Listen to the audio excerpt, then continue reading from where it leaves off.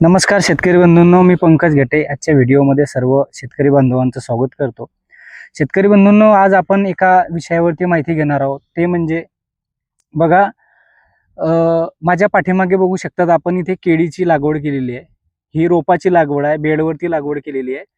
परंतु आज माझा थोडासा विषय वेगळा असेल, तो म्हणजे केळीची लागवड केल्याच्या नंतर आपण रासायनिक खते कुठली वापरली पाहिजे किंवा कोणती खतं आपण रासायनिक खतांच्या माध्यमातून त्या पिकासाठी पूर्तता केली पाहिजे किंवा दिले पाहिजे, त्या विषयावरती मी बोलणार आहे।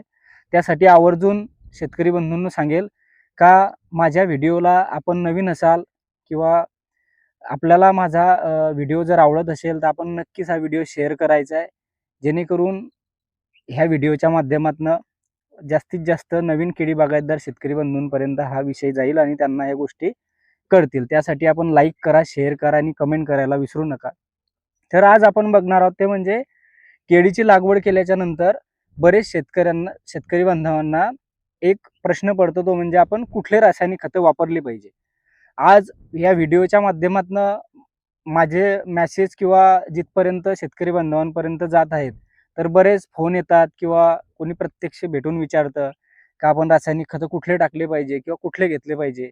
तर बरेच शेतकरी बांधव त्यामध्ये सगळं मिक्स करण्याचा प्रयत्न करतात।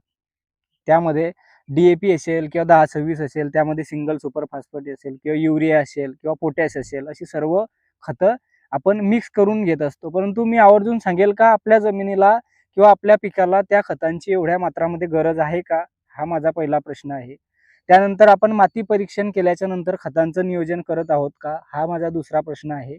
आणि आपण जी खतं देतो आहे ते कुठल्या स्टेजला देत आहोत, हा माझा तिसरा प्रश्न आहे। आणि दिलेले खतं ते झाड किंवा ते केळीचं प्लांट अपटेक करत आहे का, हा पण बघणं अत्यंत महत्त्वाचा विषय आहे।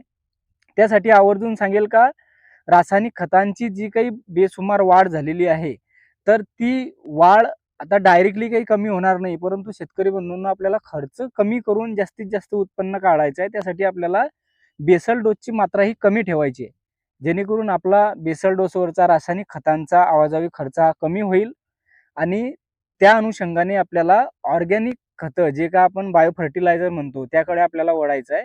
आणि अशा पद्धतीने 50-50% रेशो ठेवून आपल्याला आपल्या जमिनीची जी काही अन्नद्रव्यांची किंवा त्या पिकाची अन्नद्रव्यांची भूक ही भागवायची आहे। कारण सतत आपल्या जमिनीला रासायनिक खतं दिल्यामुळे आपल्या जमिनीला रासायनिक खताची सवय झालेली आहे आणि कुठेतरी आपली जमीन ही नापीक होण्याकडे किंवा जे काही पोत आहे ह्या सगळ्या गोष्टी बघता जमिनीचं ओव्हरऑल, तर ती जमीन कुठेतरी आता